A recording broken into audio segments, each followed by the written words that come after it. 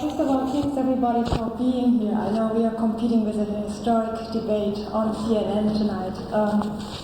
Ross Perot versus Mr. Gore should be very interesting. Maybe we can see it on video later on. My talk is going to be on multilateral development banks and the environment in Africa.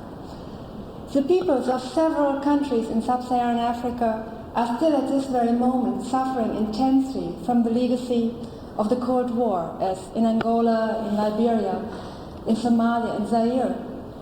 Overall, however, the end of the Cold War has opened up an unprecedented opportunity in Africa as well as on other continents, which is to focus on and seriously deal with what seems to be the most dangerous threat to mankind today, which is the threat that our planet's life support systems are facing. Air, water, plants, and wildlife are taking a terrible toll, not just in the industrialized north. In Africa, increasing desertification, the devastation of tropical rainforests, and the extinction of the species they contain, the erosion of arable land, and growing pollution in major urban areas are tremendous environmental challenges that need to be addressed with urgency. The livelihoods and health of millions of people across the continent are already threatened by the loss of soil, lack of clean water, the destruction of ecosystems such as mangrove forests and rainforests, without which there is no fish or wildlife, and therefore no fishing and hunting and gathering of other forest products that are so essential to sustaining healthy communities in large parts of the continent. The myth that there is a trade-off between environment and development, and that concern about the environment is a luxury of rich countries that Africans cannot afford, can still be heard both here and in Africa. But nowhere is the intimate link between environment and development more evident than in Africa, where lasting food security will depend on a sustainable agricultural resource base. There are many serious internal problems in Africa that are contributing to the degradation of the continent's environmental resources.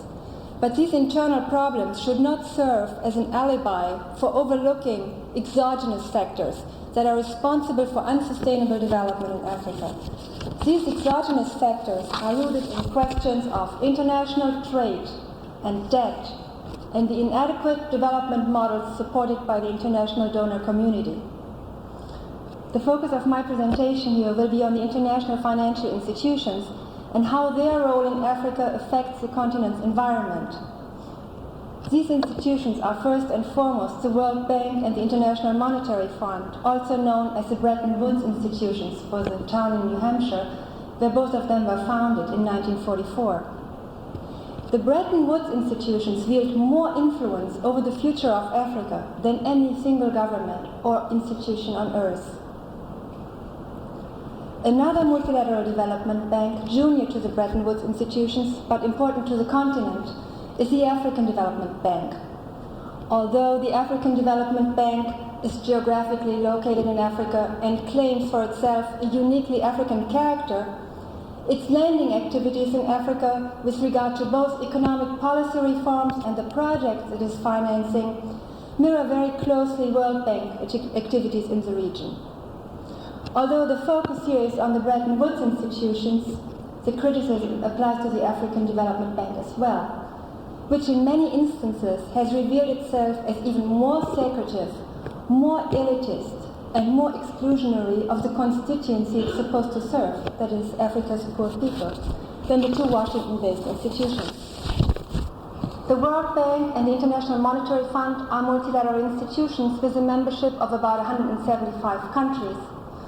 Unlike other UN-type institutions, the voting shares of countries in the Bretton Woods institutions are directly proportional to the financial contributions that the countries are making to those two institutions. This ensures that the 23 northern industrial countries enjoy a comfortable majority of 60%, while the 135 developing countries share between them 30% of the voting shares. The United States, with about 17% of the voting shares, is the largest contributor to both institutions. And the US contribution, as well as the contribution of the other donors, consists of two different types of payments. One is money that is directly paid in, that is so-called paid in capital, that is your and my tax dollars, or it consists of so-called callable capital, that is capital that the countries put up as collateral, which allows the World Bank to borrow money on private capital markets, which then in turn it lends to developing countries. Should there ever be a situation where borrowing countries accumulate a lot of arrears and are not in a position to repay their debt, then the callable capital will be called upon and the taxpayer will oblige and repay the money that was borrowed on capital markets. In this, the multilateral banks are sharply different from regular commercial banks. If their investments fail, they will be bailed out first by the developing countries themselves, who cannot afford to be on bad terms with the Bretton Woods institutions, and therefore they will use all possible resources to pay off the Bretton institutions first. And should that fail, then the taxpayers in the northern countries are still there to cover the bank's risks. The two sister organizations, headquartered across the street from each other in downtown Washington, are not innocent bystanders in the unfolding ecological crisis in Africa. Working together, they have greatly increased their role in determining Africa's economic, social, and environmental future since the early 1980s. At this stage, they are underwriting economies of about 30 African countries with hundreds of millions of dollars through so-called structural adjustment programs. The objective of structural adjustment programs is to promote economic policy reforms that will lead to balancing both the domestic budget and the country's balance of payments.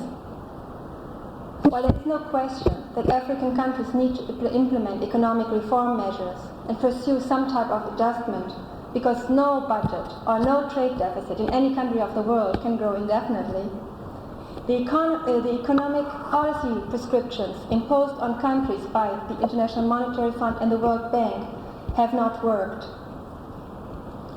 Structural adjustment programs claim that the market reforms they promote will help lift people out of poverty, but the poor are most often excluded from markets because they have no access to productive resources.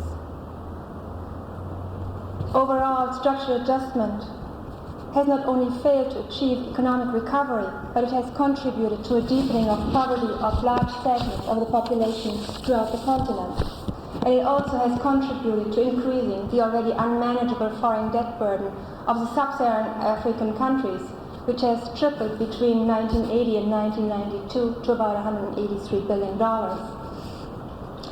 Just to summarize very briefly, the economic conditionalities of structural adjustment programs consist first of a drastic slashing of domestic expenditures, and then the relentless pursuit of increasing exports with very little considerations for the environmental and social consequences of these measures. Structural adjustment programs in various forms are the traditional domain of the International Monetary Fund, which dedicates itself exclusively to providing short and medium-term loans to help countries in their balance of payments problems in exchange for economic policy reforms. In addition, the World Bank uses about 1/5 of its resources, and 1/5 that is of an annual lending volume of about $23 billion for structural adjustment loans, and the remaining 80% for investments in individual sectors, let's say the energy sector, or for specific projects, let's say a dam. The two Bretton Woods institutions work in tandem. A country's signed agreement with the IMF, the International Monetary Fund, is a precondition for World Bank loans, which in turn are most often the precondition necessary to attract funding from bilateral donors or other sources, as well as for the rescheduling of the country's foreign debt situation. Therefore, the power that the Bretton Woods institutions wield in Africa goes far beyond the nominal sums of money they lend to governments. Any African country that does not want to isolate itself from the industrial countries needs to deal with the Bretton Woods institutions and swallow the often bitter medicine of structural adjustment. But how do these economic reforms promoted through structural adjustment relate to the environment? There are basically three linkages between the two. The first is that structural adjustment increases the pressure on poor people. The slashing of domestic expenditure, in technical jargon it's called curtailment of domestic absorption or demand management or something like that. It means the reduction or abolishment of subsidies for basic necessities such as staple foods, a reduction in basic healthcare services and education, the abolishment of minimum wages and workers' rights, the unemployment of hundreds of thousands of civil servants and others without offering them any other alternatives of employment. The result is people who are badly nourished, who do not have the means to acquire adequate clothing, who cannot pay the fees to send their children to school or to see a nurse. This vicious cycle of poverty leading to environmental degradation, which then in turn leads to even greater poverty, is spreading on the African continent. Rising poverty is pushing increasing numbers of poor people into ecologically fragile areas and unsustainable activities. Rainforests are being burnt down to plant fields, although with the vegetation gone, there will be no harvests after a few years, and farmers will be forced just to burn down the next patch of forest. Steep slopes are being farmed, leading to erosion. Fallow periods are shortened, impoverishing the soil's productivity, and vegetation is removed just because there is no other source, there are no other sources of fuel. The second linkage between structural adjustment programs and the environment is the domestic budget cuts. Balancing the budget is done first and foremost by cutting spending in the so-called soft sectors, which are social support services. We mentioned already healthcare and education, but the environmental protection is another soft sector where budgets are slashed first. Even when countries have legislation for environmental protection, they often do not have the personnel and the resources to enforce the law. For example, let's see, while a Central African country with a lot of rainforest may have very good laws on the book designed to protect the rainforest from unsustainable logging by large-scale foreign logging enterprises, the Forest Administration may not have the resources even to ever go out and visit the forest concession that is in the hands of the logging companies, unless the Forest Administration travels in the private airplanes of the logging executives, which of course is not very conducive to enforcing legislation. The third link, and a very important link between structural adjustment and the environment, is the pressure to increase exports. The economic dogma that underlies structural adjustment is that countries can export their way to prosperity. For Africa, this has meant increasing exports of natural resources and export commodities at an ecologically unsustainable pace. Ironically, the World Bank dispenses the same advice to basically all borrowing countries in Africa, which is export traditional primary commodities in which African countries are being seen as having a comparative advantage. These commodities happen to be coffee, cocoa, cotton, copper, and a few others. The result is that the ensuing oversupply of these commodities on the world market contributed to the collapse of prices. For example, between 1986 and 1989, West Africa's cocoa exports increased by 1/4. At the same time, foreign exchange earnings for cocoa fell by 1/3 as prices for cocoa collapsed. But even if there had been a temporary increase in revenues from increased cocoa export, the long-term cost of having cut down more rainforests to achieve the increase in cocoa production would have outweighed any such short-lived gains. Cash crops for exports are promoted to the detriment of local food production. Sahelian countries produced bumper cotton crops in the drought years of the early 1980s, when famine was threatening a large part of the population. Cotton has meanwhile joined the other commodities whose prices have hit bottom. The slump in commodity prices, including oil prices for African oil exporters such as Cameroon, Congo, and Gabon, is leading both governments and the World Bank to look at the great Central African rainforest as a golden egg. The basic idea is to have timber exports replace the loss in foreign exchange earnings that have resulted from the slump in the prices for the other commodities. Aside from structural adjustment, there is a regular financing for projects or sectors that are the traditional domain of both the World Bank and the African Development Bank, although both use about 20% of their resources to finance structural adjustment. The two banks together approved loans for about $8 billion for Africa last year. Much of the money goes into environmentally very sensitive sectors such as energy and forestry. And most often investments are made without considering environmentally more benign alternatives.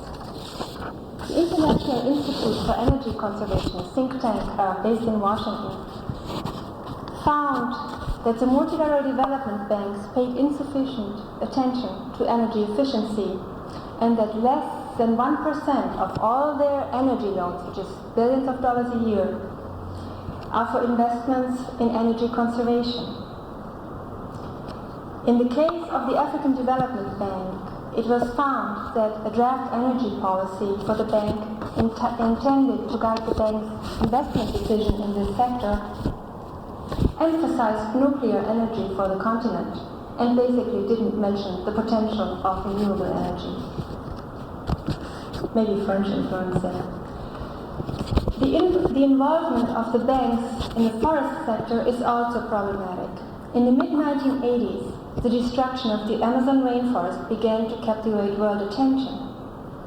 At the same time, the destruction of the West African rainforest was proceeding faster, at a rate faster than anything the world had ever seen before. With a deforestation rate almost 4 times higher than the average for all tropical countries since 1975, West Africa's remaining intact forests have receded to just a few small islands in the midst of degraded forest lands. Côte d'Ivoire, often still called Ivory Coast in English translation, has been the country with the highest rate of deforestation in the world since the mid-1970s. At this stage, the country is so severely deforested that reductions in rainfall and increasing drought conditions are leading to a fall in agricultural production of both exports and food crops. The forests were cleared for the production of export crops. Côte d'Ivoire became the world's largest exporter of cocoa, the fifth largest exporter of coffee, and for many years was the world's 3rd largest exporter of timber. This was the basis of the much touted economic miracle of Côte d'Ivoire, which until recently has been portrayed as a development model for other African countries to emulate.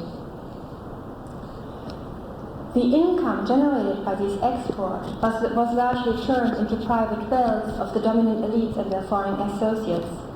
The environmental consequences of the development model pursued and the foreign debt burden, which has more than doubled over the past 8 years to $18 billion, will have to be borne by the country at large, affecting disproportionately the poorest segments of the population. In this context, in 1990, the World Bank approved an $80 million forestry sector loan for Côte d'Ivoire. These $80 million are not concessional funds. Côte d'Ivoire is borrowing them at a very high interest rate and very near market terms. Presumably, it will have to export many more of the commodities that have increased deforestation in the first place in order to be able to pay back this loan. In an unprecedented move, the United States government, in this case, the World Bank's largest shareholder, did not vote for this project because it considered it an environmental threat to Côte d'Ivoire's remaining tropical forests. This was the first time that any country in the World Bank opposed a project on environmental grounds. However, the US failed to obtain the support of other countries, and the project is proceeding as we speak. Here. The World Bank portrayed this project as a model environmental project whose goal was to protect Côte d'Ivoire's few remaining forest areas. The strategy of the project to achieve this goal is to hand a large chunk of these forests to private logging companies for sustainable management, in quotation marks. Although the bank realizes that not much is known about how to sustainably extract timber from rainforest on a commercial scale. Logging is one of the main causes of deforestation, as the roads that are built to move the machinery and the trucks open up access to the forest, which then, is being used by migrant farmers who often are unfamiliar with the mostly unfertile soils of the forest, and who, in order to survive, complete the destruction that began with logging by clearing the remaining trees for short-lived agricultural production. The logging companies benefiting from the World Bank's forestry sector loan are the same ones that have chopped down Côte d'Ivoire's forests in the past for big profits. At the same time, the bank's finance project has ignored the rights and needs of the people whose livelihoods depend directly on small-scale uses of the forests. These people, who are estimated to be several hundred thousand, are simply to be resettled elsewhere. The New York Times article of October 1991 mentions that this project may involve the largest resettlement operation to be undertaken by the World Bank in Africa, affecting as many as 500,000 people. Now, 3 years into the project, the bank still does not know how many people will actually be forced to leave their homes and fields, nor has it identified any good agricultural land elsewhere that is not already being used by existing communities, where the people to be resettled could re-establish their livelihoods. In some cases, Ivorian government authorities have told villagers that they will have to move elsewhere without, however, providing resources and land. The older people especially feel desperate. They themselves feel too old and too frail to start all over again in some new place. And they worry very much about the young people. They worry that the young won't have land, and then that the young will be forced to become bandits. In response to international protests about this project, the World Bank is trying to make it more environment and people-friendly. It has, for example, insisted that the government of Côte d'Ivoire form so-called farmer forest commissions, which are intended to give affected people some kind of representation in the project. But in reality, these commissions are dominated by national and local government representatives from the close circle of Côte d'Ivoire's ruling party. With regard to the environment, the bank project plans to set aside a few forest areas for the protection of biodiversity. Again, these plans have been made without ever finding out about the people living in those areas, much less consulting them before designing the project. In one of those forest areas to be protected under the World Bank loan, Ivorian officials have burned down the existing fields and houses in the forest, telling the people that they will have to leave because, that's what they say, the World Bank had bought the forest to create a zoo there. Zoo standing for biodiversity, wildlife. Now, with the depletion of West Africa's forests, the pressure on the forests of Central Africa is dramatically increasing. With shrinking profits for timber companies in West Africa, many of them are moving southward to get a share of the great rainforest that covers Zaire, Gabon, and Congo, and southeastern Cameroon. These countries contain about 75% of Africa's remaining primary forest, representing the Earth's second largest after the Amazon. The World Bank has forestry projects for 3 of them in the pipeline, and one, a $30 million project for Gabon, has already been approved. As a result of public opinion pressure, both the World Bank and the African Development Bank have promised not to fund commercial logging operations in tropical rainforests directly. However, the exploitation of tropical timber is so lucrative that private companies hardly need the bank's direct support. What they need, however, is indirect support, such as the building of the roads and the deep water ports to facilitate the export of logs. So far, the banks have been happy to oblige. The rhetoric surrounding the project, however, is one of environmental protection as the bank's main goal, not unlike the language described for the forestry sector known for Côte d'Ivoire. What we are witnessing now is that the bank, the World Bank, is seeking an increasing role in international environmental management. It is now the trustee and manager of the Global Environment Facility, which is a new multilateral fund for projects that are intended to have benefits for the global environment as opposed to the local environment, and to fund projects under the climate change and biodiversity conventions that have emerged from the Rio Earth Summit. What happens, however, is that the projects funded under the Global Environment Facility are suffering exactly the same problems as the regular World Bank operations. They are top-down, they are driven by the need to move large amounts of money very quickly, and they pay scant attention to local realities. An example is the Global Environment Facility project for Kenya. The project, which is part of the bank's biodiversity protection portfolio, was designed to preserve 2 species of primates in the Tana River Delta. The project was to resettle the human population of the project area, the Pokomo people who've lived in the area for many generations. Somehow, the designers of the project were convinced that the coexistence of the primates and the human villages was impossible, because the humans would unavoidably destroy the monkeys. The designers of the project had ignored what Kenyan environmentalists had pointed out, that the primates were more concentrated near human settlements, and that it were the local people in the first place who had called the attention of the researchers to the existence of these endemic primate species. Kenyan environmentalists and the villagers joined forces in protesting the project. The Kenyan government newspaper reported that local villagers had told World Bank officials that they did not want the project in its present form, and recommended that the bank throw its money into the sea if it didn't know what to do with it.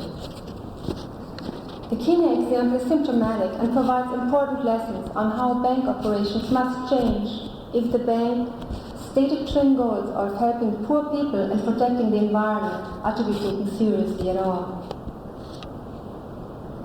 First and foremost, the multilateral financial institutions must directly involve the people and communities affected by their programs early on in the project design and then throughout the life of the project. Until today, the knowledge and skills of the African farmer and of indigenous forest-dwelling peoples, the ones who are most knowledgeable about the particularities of ecological relationships in the African environment, are largely ignored by project planners. The current top-down approach of projects being conceived and designed mostly in some capital city wastes what may be one of Africa's most valuable assets, the creative resourcefulness of its people to solve their own problems. Ironically, Africa's poor, who are supposed beneficiaries of development projects, are most often further marginalized by the operations funded by multilateral institutions. In an unusually frank speech in May of this year, the World Bank's Vice President for Africa, Mr. Edward Jaycox, acknowledged that the bank, along with other donors in Africa, has been a destructive force that has systematically undermined the building of African capacity. Projects are not being designed to meet local needs, they are not adapted to local capacities to carry them out. According to Mr. Jaycox, Africa receives $4 billion a year for technical assistance, and all this money, every cent of it, is being used to pay the salaries of expatriate advisors. Moreover, the technical assistance provided by these estimated 100,000 expatriate advisors spread throughout the continent has not been requested by African countries. It is simply imposed from outside and has little or no relevance for the finding of solutions to the problems faced by the majority of African people in their day-to-day lives. Mr. Jacobs promises much needed reforms. Last year, an internal World Bank evaluation report, the so-called Wappenhans report for the World Bank vice president who was in charge of the task force who wrote this report, concluded that almost 40% of all World Bank projects were failures, basically, because they did not meet the economic rate of return they were intended to. The report blamed the bank's culture of rapid project approval and its lack of attention to actual project implementation for its worsening performance record. What happens is that bank staff are promoted on the basis of how quickly they're able to put together big, large projects that require huge amounts of money. The more, the better. This creates a very bad dynamic for actually consulting with the intended beneficiaries of a project or for paying detailed attention to a project's harmful environmental effects, all of which would be very time-consuming and therefore not very conducive to advancing a person's career. Again, the bank promises reforms. Environmental reforms have been promised since 1987. If any reforms are actually taking place in reality and not just at the rhetorical level, then the public, and especially the people in Africa, still have not noticed it. In the African context, the Bretton Woods institutions have begun to call for good governance, transparency, and participatory decision-making in African governments. While these are certainly very wonderful ideas, they are not terribly convincing when coming from institutions whose decision-making is neither transparent nor democratic and which are not accountable to the communities which are deeply affected by their economic reform policies and the projects that they finance. It is rather appalling that the Bretton Woods institutions are imposing an unproven economic framework on African countries that is likely to undermine the continent's future prospects for development. Yet these monumental decisions are being taken far removed from both the directly affected people and also from the people in the donor countries who are led to believe that their tax dollars are helping poor people. The Bretton Woods institutions need good governance, which is unlikely to come about all by itself without the pressure from public opinion and from governments. Next year, the Bretton Woods institutions will celebrate their 50th anniversary, and maybe we all should think about throwing a birthday party for them. Thank you.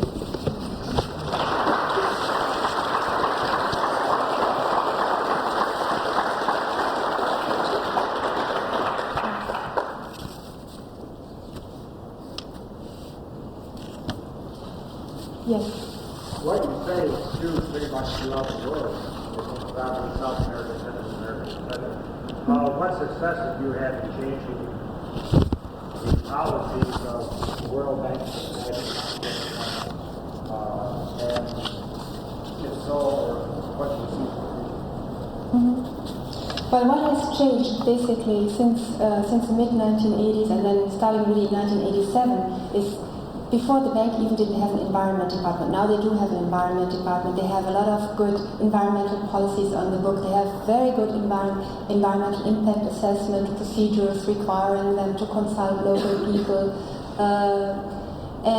So at the policy level, we do have a lot of progress. But it hasn't filtered through on the ground yet, just because this pressure to lend money to make it move, continues. There has been no change about that. So we have good policies. That's all we've managed so far. At least, succeeded in stopping or changing a few projects, but it's only here and there in bits and pieces. Since the United States finances a large share of this, both the World Bank and International Monetary Fund, what's been the position of the U.S. Senate and House of Representatives? Yes. Is there any impetus there for change? Yes. As a matter of fact, the only impetus for change in the institutions, ironically, has come from the United States. And this has to do with the very funny congressional appropriations process in this country. It is Congress which has to appropriate the money so that the Treasury then can give it to the banks. And Congress, especially the Democratic Congress under the Republican administration, has been very sympathetic to calling for reforms. And at the present, the United States has decided that unless the World Bank grants public access to information on its projects, which is not the case at this stage, and forms an independent appeals commission where people who are affected by bank projects can go and complain, it will rethink its funding for the World Bank. It's normally funding for the World Bank runs in 3-year cycles, but the Congressional Appropriations Committee has decided that this time it will only fund 2 years, and then we'll see if they made any progress, and if they didn't, we at least threaten to cut funds and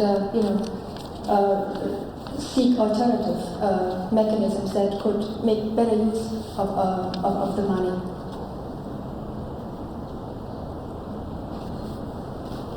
The process upset because the World Bank is bad if it was returning interest, if it was making profit, then it wouldn't care what the real profit was taking place because I have trouble. Can you speak a little louder?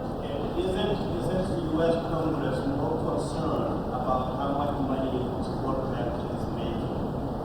If indeed it were making positive return on the investment, they couldn't care what the real development is taking place in Africa or not. That's the usual being to rely on the source of funds referred to Eastern Europe, Central Africa. You raise a good point, but fortunately, in this situation, the situation is not so cynical. The bank is making huge profits. It's making more profits than most commercial banks. I mean, Citibank, its profits are clear. They made $1 billion last year in pure profits. So it's what happens is that the congressional committees are influenced to some degree by the environmental organizations that have formed the coalition, representing, most of these environmental organizations are membership organizations. They represent together maybe 6 million members, and that can get the ear of a congressman, 6 million potential voters somewhere. And so it is not because, the bank's not making enough money. What we are calling for also is that alternative mechanisms be explored, not that there be, a reduction of funding for money, just that the money be better employed, because now, as, Mr. Jacobs, the Vice President for Africa himself admits, all it does basically is pay the expatriate consultants, and that's very good for the employment situation of academics in the northern country, but doesn't help Africans very much. I think you were first. Why are other countries unwilling to look more critically at what's going on The thing, what happens is that other countries are worse informed about the World Bank. The governments know very little on the bottom. They know that overall the strategic framework is very good for them because this recycling of money or structural adjustment, helps countries stay current on their debt situation. They like all that. But they are not about concrete projects. They basically don't know anything about it because the information that is being withheld from the public is also, to a large degree, withheld from the World Bank's executive directors. The executive directors are the ones representing the individual countries. They don't have detailed information on projects, and what they get often is, information that makes everything look very wonderful, like the Côte d'Ivoire project being a model environmental loan. So they themselves don't have much information, and they don't have the staff to actually look into the project. If you look at the World Bank alone, $23 billion a year worth of projects. That's very many projects. It would take a lot of staff and people to look into what these really are. And most countries maybe have 1 or 2 persons, working on this, so they just don't know. It's one reason. The other reasons, of course, in the United States, it is a little bit easier to move the government just because of the congressional appropriations process, because in a parliamentary system where the government basically has a free hand in deciding how it's going to spend the money, it doesn't need to go through parliament, once the budget was approved. It's much more difficult to get the attention of decision makers. Yes. Still very nice to hear from somebody outside of the World Bank. Thank you very much for the position you have taken. the World Bank is a bank, and the bottom line is internal rate. You said it very clearly. There will be no progress, no progress without Africa that will come from the World Bank. In 1987, Nigeria voted solidly to prevent the World Bank from coming to the South, structural development program. Somehow, with the pollution of the satellites, the local leaders, we got the program. Nigerians are not better off today. Nigerians are sapped from earth to two. There's no concrete achievement that's related to South. I had the honor of meeting Lawrence Summers. The South thing is based on its key citation. The Gift Valley University and it's almost called the business. Because he came to defend South when people were really suffering. When a professor in the university of this time could not afford a vehicle, professor of medical standards. And in fact, basic subsistence was a problem, it's very serious. So that SAP has built in Africa is just, like saying the obvious. Now, I see a relationship between poverty, population growth, and the environment that we are talking about. Because surprisingly, it's a paradox. Poor people have very nice families, and probably they tend to give vent to their mental energies, and that leads to increased family size. I think that's a very strong connection. People don't have any job to go to, and they have partners. What they make more children, and family grows. And that explains partly what we have in Nigeria. The population that is growing and extending, and that has a very significant impact on the environment. I come from the forest area, and it's appearing very terrible. I think I'm saying is that the World Bank cannot help us. At least we are people know it, we rejected it, but somehow we got stuck with it. Just one. Thank you. Yes. Yeah, give an example of export-led development, and part of your example was in coffee and cacao production, and you said that due to the policy of the World Bank and that promoted the export of these commodities, that there was a crash in the world price. Isn't it true that it takes 7 or 10 years to bring the cacao plantation into production, and maybe 10 to 15 years to bring coffee plantation into production? And isn't it also true that it was in about 86, 87 that the coffee and cacao cartel was part? So how is it that you're able to establish that connection? Yes, I didn't want to say that the fact that the World Bank tells every single African country to do the same thing, basically, export your primary commodity, led to the crash itself, but it contributed because it contributed to to the excess supply that already existed. But like what you said, basically this export-led model is based on the colonial model, especially in French-speaking African countries. So there is a whole history already of converting forests into whatever the motherland needed. So it's not just dating from structural adjustment, but it has aggravated. It was a pre-existing situation, especially in Cote d'Ivoire.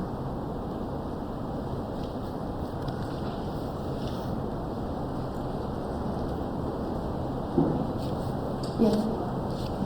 You bring up a good point. How would you distinguish this system from what people would call neocolonialism? Basically what you describe is the rich countries rent the poor countries, internally the wealthy take from the poor. Isn't that what's going on?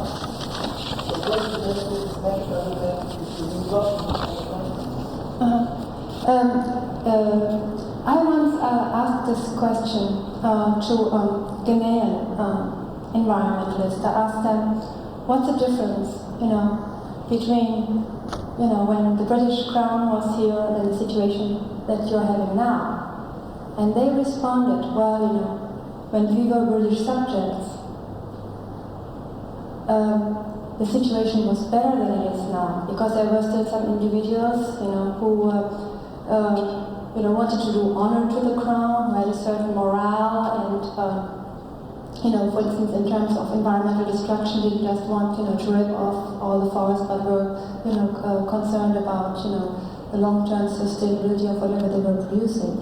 While the people who are coming in now, promoted often through structural adjustment or concrete projects in Ghana. There's a very concrete forestry project again that only benefited Lebanese sawmill owners. They just rip off everything, and once it's ripped off, they